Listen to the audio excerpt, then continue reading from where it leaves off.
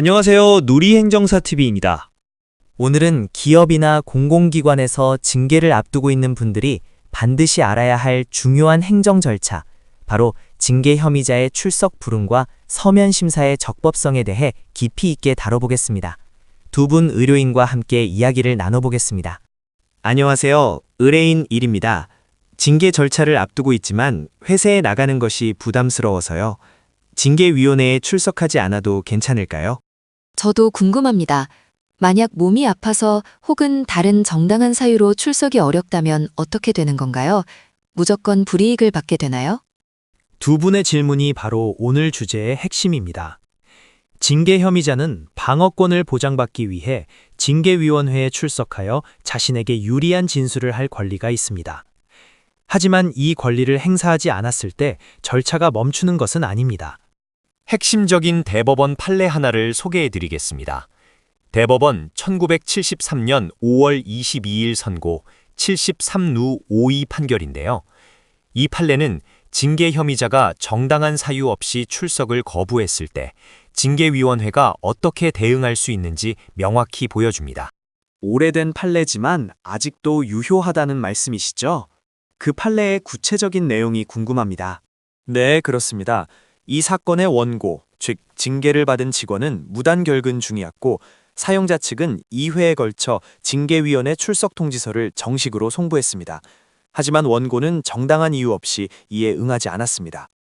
법원은 이를 출석을 원하지 않는 것으로 보고 서면 심사에 의하여 징계 절차를 진행한 것은 적법하다고 판단했습니다. 즉, 행정 절차상의 위법 사유가 없다고 본 것입니다. 통지서를 2회 받았는데도 안 나갔다면 당연히 불이익을 받을 수도 있겠네요. 그럼 통지는 반드시 정식 절차를 밟아야 하는 건가요? 문자 메시지 같은 것은요? 매우 중요한 지적입니다. 출석 통지는 징계의 효력 발생 여부를 결정짓는 중요한 요소입니다. 통지는 일반적으로 등기우편이나 사내망 등을 통해 본인에게 도달했음이 입증되어야 합니다.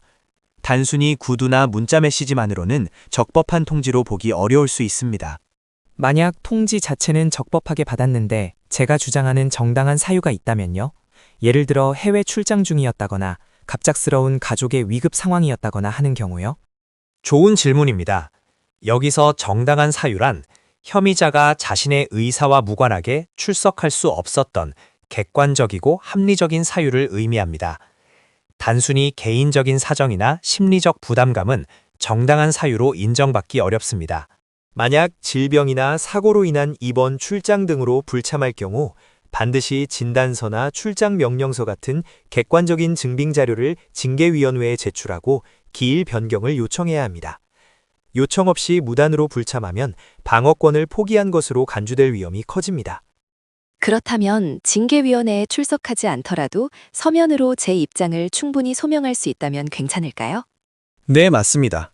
징계 혐의자는 구두 진술권을 포기하는 대신 서면 진술서를 제출할 수 있습니다. 서면 심사란 결국 제출된 서류만으로 심의를 진행하겠다는 뜻입니다. 따라서 서면 진술서 제출이 가능했다면 절차적 방어권은 어느 정도 인정받았다고 봅니다.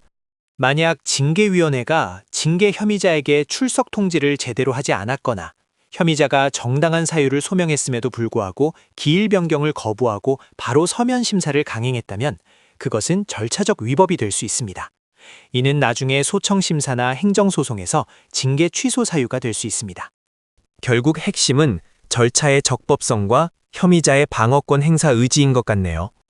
무조건 피하기보다는 적극적으로 대응해야 한다는 교훈을 얻습니다. 정확합니다. 징계 통보를 받았다면 절대 피하지 마시고 행정사의 도움을 받아 출석 여부와 소명 자료 제출 방식을 신중하게 결정해야 합니다. 출석 통지서의 내용, 통지 방법, 그리고 통지 횟수까지 모두 중요하게 확인해야 합니다. 다시 한번 정리해드리면 징계 혐의자가 적법한 통지를 2회 이상 받고도 정당한 사유 없이 출석하지 않으면 징계위원회는 출석 의사를 포기한 것으로 간주하고 서면 심사만으로 징계를 진행할 수 있으며 이는 법적으로 문제없는 절차라는 것이 판례의 태도입니다. 전문적인 조언 감사합니다. 징계 절차가 복잡하게 느껴졌는데 덕분에 핵심을 잘 이해할 수 있었습니다. 네, 오늘 징계 혐의자의 출석 불응과 서면 심사에 대해 깊이 있는 이야기를 나눠보았습니다. 징계 절차의 적법성과 혐의자의 방어권 보장은 매우 민감한 주제이므로 행정 전문가의 조력을 받는 것이 중요합니다. 오늘 내용이 징계 절차에 놓이신 많은 분들에게 도움이 되기를 바랍니다. 궁금한 점은 언제든지 누리행정사TV로 문의해 주십시오. 구독과 좋아요는 큰 힘이 됩니다. 다음 시간에 뵙겠습니다. 감사합니다.